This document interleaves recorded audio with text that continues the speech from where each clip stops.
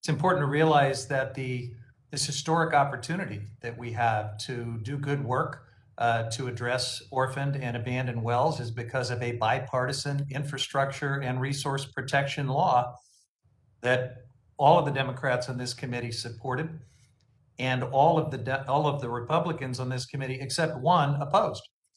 That one vote in favor of the law was Don Young.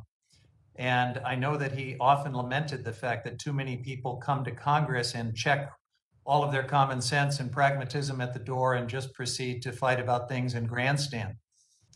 We are hearing speeches today that make that point better than anything I could say.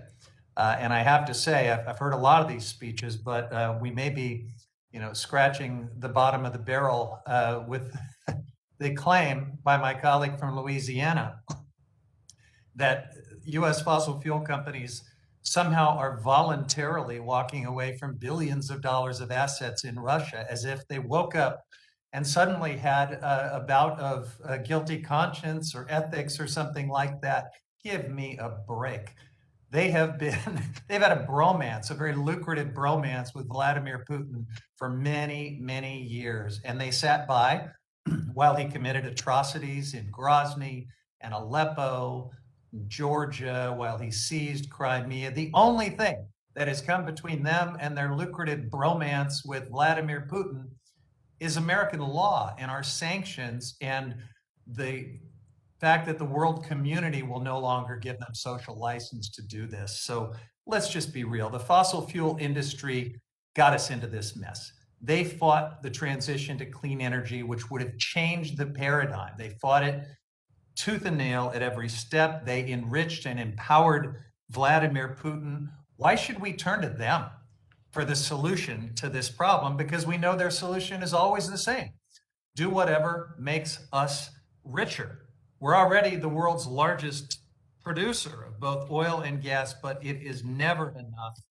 And so they are telling us that we've got to just double and triple and quadruple down on this same losing strategy. How many rides on this fossil fuel roller coaster do our Republican friends need to realize that it's always going to be boom and bust?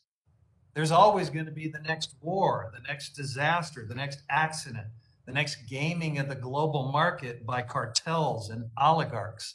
There is a better way. And this moment is an opportunity to proceed finally toward a clean energy transition that will make Vladimir Putin poor and powerless, and we'll probably see a new leader in Russia. Last thing I will just say on this, and by the way, I really wanted to talk about the subject at hand, but I feel like something needs to be said in response to all of this pandering and parroting of oil industry talking points. But look, outside of the Kremlin itself, there has never been a greater collection of Putin fanboys than the Trump administration. And all of our Republican colleagues, with rare exception, were just fine with that for 4 years. They thought it was making America great again. So give me a break.